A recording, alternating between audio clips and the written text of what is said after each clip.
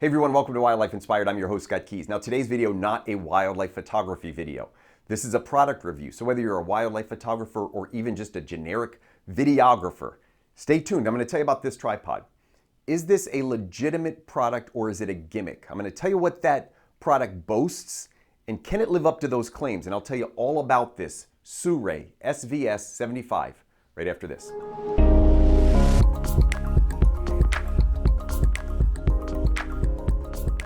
Now, I've been seeing ads for this tripod by a company called Sirui. This is the SVS75. And in the ads, it shows somebody opening and closing this tripod from the biggest setting to the smallest setting with just one twist of this lock. And I thought, is this really gonna work in real life? I wanted to get my hands on one. I reached out to my friends at B&H. Now, B&H sends me product on a loan basis, and then I send that product back. I don't have an affiliation directly with the parent company, in this case, Sirui. I feel for this reason I can give you the most honest reviews. In fact, if I don't like the product, I can just come out and tell you.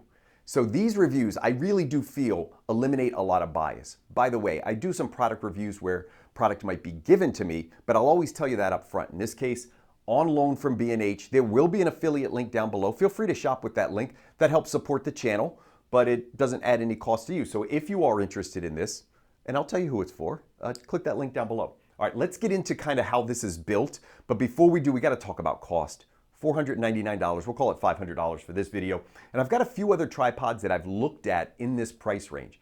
So I'm going to put a couple of comparisons up here at the end to just kind of show you what you can get for this price point and how it relates to some of the other more standard tripods on the market. I'm going to show you real quickly the design overall, but we're going to spend most of the time on this video talking about this, I'm going to call it a quick release, this quick lock mechanism that it employs. Let's start at the bottom. I'm going to leave this up on the table before I open it up, and I'm going to show you some close-ups down here. The feet are a little bit different than the other feet that I've used. Typically, as a wildlife photographer, I like rubber feet, but you don't need rubber feet. This has a removable rubber foot, and it's flat on the bottom. To me, this was built a little bit more for indoor use. I'll talk more about that in just a minute. This is removable, however, and there are some spikes underneath. Now, I couldn't find a way to replace those spikes, so if you wanted to adapt that foot, I think you're stuck with the two options that I see here, which is the rubber flat foot and then that spike that's underneath.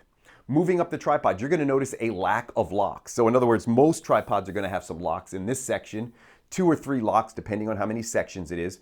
This is a 3-section tripod. You would expect 2 twist locks here and down below to open and close that. In this case, I've got 1 twist lock mechanism that controls the whole thing. That's really the key to this tripod. The outside diameter, by the way, of this tube is 36 millimeters. That's pretty standard for tripods of this size. A couple other things as we move up the tripod. This is going to have a little stabilization piece here. So there's a bar that's built in. It is removable. I'll show you in just a minute how quick and easy that is to remove, but this will add a little bit of stability to it. It's a spreader and it locks and unlocks and it can be taken off if you don't want it. So it will add a little bit of weight if you decide to use it. It will add the slightest bit of stability to the system though. As we go up, we talked about the twist locks. We're going to go up here. There's a small blue button here that will open and close. I'm going to remove one of these, by the way, this spreader. I'm going to show you how quickly that removes. See how easy that is? Let me show you a close-up of that again, just so you can kind of see what that looks like. This is a push-in tab, and it simply just undoes itself. This little blue lock will allow you to open the legs up, and you'll hear it click at the top. As I ratchet it down, that will lock itself out. Now that's a feature that some people like. You can hear it ratcheting itself down into place. So I'm going to open it back up and move it back down. People like that a lot over some of the pull tabs. The pull tabs will pull out and stay out. So as you adjust it up and down, you have to push it back in. This is, I guess it self-ratchets itself, so it pushes itself back down in. It's got a leveling base that comes with it. So this is pretty easy. Let me just open this up and you're going to unscrew this. I've got this one really tightened down. I was testing this out before. Gives you a little bit of motion there so you can keep this flat, particularly useful if you're doing video. And then one last feature, I'm going to go ahead and put this spreader back on here. One last feature of this one is this handle. Well, let me just see if I can get this on real quick. There we go. Pretty easy to get those on and off. is this handle right here, and this can be used for a strap or it can be used to hold it. I'll show you that in a minute because I thought it was, again, I didn't think it was going to be helpful, but for this particular tripod, that one is actually pretty helpful. Let's talk real quickly about some other specs on this one. The minimum height, so when it's collapsed all the way down, is going to be about 30 inches. When it's fully extended, it's going to be about 61 inches. It lists the max payload at 55 pounds. I'll tell you, I kind of hung on this a little bit to see if it would shake or look like it was going to give. It held me at, I hate to say this, at 200 pounds. All right, so we're in really good shape. Here's the thing about this tripod. It worked. I'm going to show you in just a minute. It works. This system 100% works, but it came at a cost. It came at a pretty big cost, by the way. It weighs 9 pounds. Let me just, for reference sake, put up 2 other tripods, and I'm going to put up all the stats for these other 2 tripods. These are 2 tripods that I own, by the way. I like these tripods by Robus. I find them to be affordable. They work really well. I've never had a problem with them. You can see the number of sections, how far they extend, and you can see that price difference. But if we look at that one Robus, the 558-3, we can see that weight-wise, the Robus is close to half the weight, and it's almost the same size. So it extends almost as tall as this one, but weighs half as much. This locking mechanism, which again, it works, comes at a cost of weight. It's adding, I'm going to estimate it adds about 1/2 to 3/4 of a pound per leg. That seems to be about right when you add up. Maybe the feet are a little bit heavier, the spreader adds some weight, this little handle adds some weight, all of that's going to add some weight. So I want to show you now that we've kind of talked about the overall build and I've showed you some of the stats and comparisons, let's talk about this quick release and how it works. I'm going to do it with one leg first. I'm going to hold this here and you're going to see this leg drop down. Now I realize the camera's not going to show the whole leg. It's a little bit tough to do some of these reviews on tripods. When I unlock that, it has now extended all the way down. And then simply to lock it back into place, it's about a full turn each way. Now I showed you, or I told you earlier that I hung on this. So I'm going to put this down on the ground and I'm literally going to let me just lock this down. Yeah, it's locked. Okay. I'm going to put my weight on it and you can see there's no movement. That's off of one leg. So I felt really, really good about that. The other legs open just as easy. So I'm going to pop it, and then I'm going to lock these back into place. Again, it's about a full turn, maybe a little more. I'm going to open these up. And then we've got that spreader in the middle. I'm going to push that down. I'll show you close-ups of some of this. And I'm going to lock that spreader down. And this is the maximum height of this tripod. I don't think I can get any more out of this. Nope, that's it. So that's the maximum height of the tripod. Comes in at 61 inches. I'm 6 feet tall. When you put a head on here, whether it's a fluid head or a gimbal, it's going to bring you eye level at 6 feet. If you are significantly taller than that, this may be a challenge for you.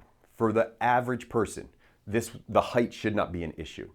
All right, we also, by the way, before I forget, we do have some leveling bases built in here, both into leveling bases, built into the leveling base.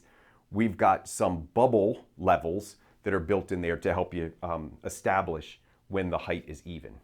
So here's the thing. I'm going to give you kind of my thoughts on this. I told you, I asked you, the big question for me was, does it work? Yes, it worked as promised. I'm going to take this down real quick. I'll unlock this. I'm going to pull this spreader up, lock these into place. I'm going to loosen these. And if I was on the fly, is this helpful? All the way down. Is that helpful? On the fly, there it is. One twist of each leg and it unlocked. It did as promised, and structurally, it felt really good. I'm going to lift those legs up. I think I've got them all, yep. And I'm just going to open it, lock these legs back down, and it's ready to go. So, did it do what it claimed to do? The answer is yes. It worked, I think, as designed, and it worked really well. I was impressed with the stability of these legs. I compared this to the beefier of my Robus tripods. I lowered the height because this Robus tripod's very tall. I lowered the height to get it about the same. And then I pushed on my Robus legs and I pushed on these legs. And to me, they felt no different. In fact, with this spreader, this stabilizer on, this may have felt a little more secure. It's It's really designed, I believe, for the videographer. I'm going to tell you a little bit about this concept of the good and the bad. The good is, again, it worked and it's stable, and it actually is very, very stable. It came at the cost of weight. If you're a videographer, I think you're in really, really good shape to buy this and feel really comfortable that you've got a stable setup that can be adjusted very quickly and can collapse very quickly. Again, it's going to come at the cost of weight. Mostly, and again, this is going to be my opinion, mostly for indoor use. The reason I say that is because the feet, while they're not really made for outdoor use, there's a lot of small areas for dirt, debris, and sand to get into. As a wildlife photographer, I'm in some pretty tough conditions. This wouldn't feel great in those tough conditions. A couple other things about this. These legs, because they're going to, when I open it, gravity's going to pull them down. I'm a little worried that if a lot of grit and grime gets on these legs, that may not open and close as nicely as it does when it's brand new. So a couple things I'm concerned about as a wildlife photographer shooting outside. Shooting inside with video, I have no concerns. I actually think it's a very well-made product. It did exactly what it told me it was going to do, but it's going to come at the cost of weight. And that's something that the purchaser is going to have to be aware of. When this first said, I looked at some of the specs and I saw 9 pounds and I said, well, that doesn't sound right. I looked at some of my older ones just to make sure it sounded high to me, to make sure it was right. And my other ones are coming in at 5 pounds and 6 pounds. And then I saw 9 and I thought, it's a lot more weight than I would have thought. The other thing to think of, and just to consider, is I've got 3 twist locks for this. In a 3-legged tripod, which at this height, most tripods are going to be 3 or 4 legs. You're only going to add 1 more twist per leg with a 3-section tripod. So it's 2 twists per leg times 3 sections. You've got 6 locks. In this case, you've got 3 legs with 1 lock each. You've got 3 locks. What's the value? So that's, again, I think there's a market for this. I think somebody's going to say, nope, this is exactly what I need. I need something with one hand I can quickly adjust, like this little handle. By the way, it comes in handy when you're doing this one lock. It actually came in really handy. I like the little extra stability. The feet work really, really well indoors. So I'm an indoor videographer. I'm an indoor photographer. I'm doing sports. I need something. I don't have a lot of room. I can set up and get down quickly.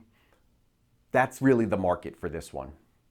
But again, be careful about that weight, because to me, the same person that wants the convenience of being able to go quickly and adjust fast might also be worried about the weight of the thing. So for my wildlife photographer friends, if you've got some questions about this, put it down in the comments. I'll answer those. I'm going to say, as a wildlife photographer, not the right choice for me. I've got a review coming up on a wildlife-oriented tripod. I think you're going to really like that, so stay tuned for that review. But this one I think is really for the videographer. For this review, I just wanted to see, did it work? Did it do as promised? Absolutely worked. I absolutely felt good about it. I got a fluid head down here. I was playing around with it. I set it up outside real quick, set it up in the office out there. I've got a bird blind that I shoot outside my house, had it set up indoors. It was really stable. I really think it was well designed and well built, with that caveat that it weighs a little bit more nooks and crannies in here, so it might not do as well outside. And the feet, to me, really weren't built for that wildlife photographer who's on the run and might be shooting in some various environments. So that's kind of what I think. I'm going to summarize. I'll give you some of the pros and cons here real quick. And then I've already talked about really who I think it's for. Probably an indoor videographer, sports photographer indoors could be really, really good. The pros on this one, number one, very stable. I really, really like the stability of this. I thought the build quality was good. Couple little extras that it came with. So I like the fact that it had this little handle. It came with a spreader in that same cost for what a lot of tripods wouldn't give it to you. And it comes with a leveling base. A lot of tripods in this price point don't include that. So you're getting a lot of value in terms of that.